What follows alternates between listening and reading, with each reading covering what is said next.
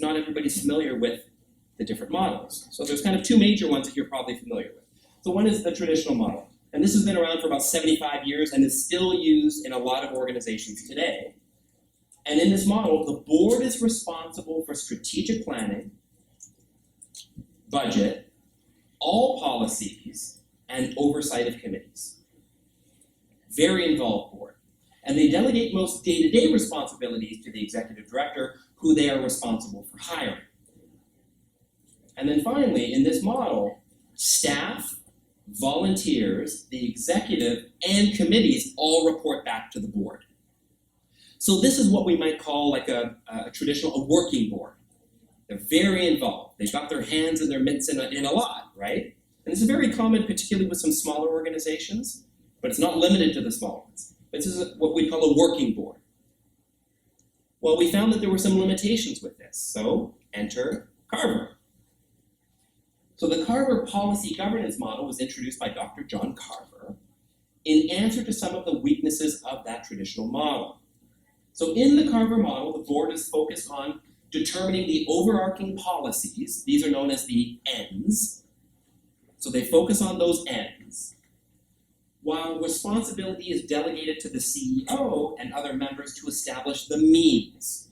That's how we get it done. The execution, the operations, the implementation of those policies. The board is only responsible for hiring the CEO and establishing what are known as executive limitations, what the ED can or cannot do. The CEO reports back to the board, but board meetings are mainly focused on policy and executive level performance. So when we look at the Carver model, in its purest form, it's quite strict and quite narrow. And a lot of boards that we've talked to and EDs that we've talked to have said that it's a bit restrictive. And you end up having kind of the extreme opposite of the traditional model, and you end up having these boards that are kind of disengaged from the organization and maybe don't feel like they're contributing or making a difference. Enter the complementary model of board governance. So this was architected, designed by my father, and focuses on 10 specific principles.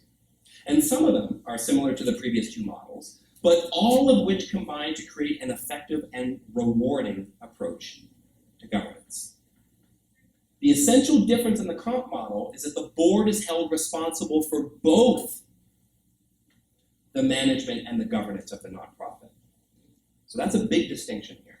And the ED is designated the title of CEO, Chief Executive Officer, and is accountable to the board for the implementation of overall management, which removes confusion about management responsibility that's present in most models of governance. So the lines are very clear. So if there's one word that a lot of our NPO clients get from the comp model is clarity.